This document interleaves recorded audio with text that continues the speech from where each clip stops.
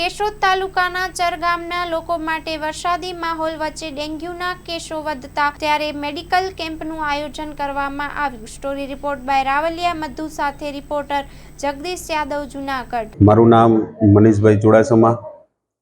આજ રોજ કેશોદ તાલુકો ચર ગામ અને ચર ગામની આપણે અંદર એક મેડિકલ કેમ્પનું આયોજન કરવામાં આવ્યું છે।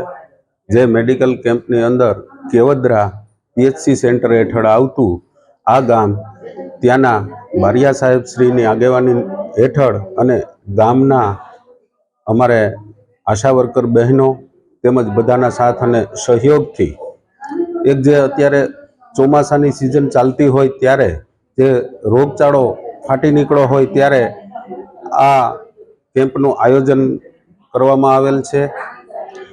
સાથે સાથે મારે એ પણ કહેવું છે કે આપણે ગામની અંદર કોઈ પણ ગામની અંદર જ્યાં પાણી ભરાતું હોય અથવા તો કોઈ ટાયર હોય, પ્લાસ્ટિક હોય જેની અંદર પાણી ભરાતું હોય અને એમાં મચ્છરો થતા હોય તો એના ત્રાસના હિસાબે આવા રોગચાળાઓ ફેલાય છે।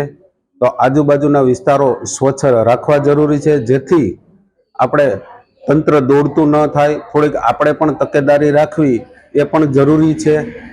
તો આ અનુસંધાને મને જે સાથ અને સહયોગ આપનાર છે એવા શ્રી ડૉક્ટર વિપુલભાઈ કામડિયા તેમજ પારુલબેન દેગડા તથા વાસણ Anjanaben J, Kher Yagnikbhai B, Laxmiben N Chudasama, Nitaben D Makadiya, Liliben D Kher, Dhavalbhai Vadaliya તેમજ અમીરભાઈ મુછાળ, આ બધાના સાથ અને સહયોગથી આ કેમ્પનું અમે આયોજન કરેલ છે અને તમામ ગ્રામજનોએ આનો સારામાં સારી રીતે લાભ લીધેલો છે અને યોગ્ય સમયે યોગ્ય દવા મળી રહે એવી તાકીદના પગલે આ કાર્યક્રમનું આયોજન કરવામાં આવેલ છે।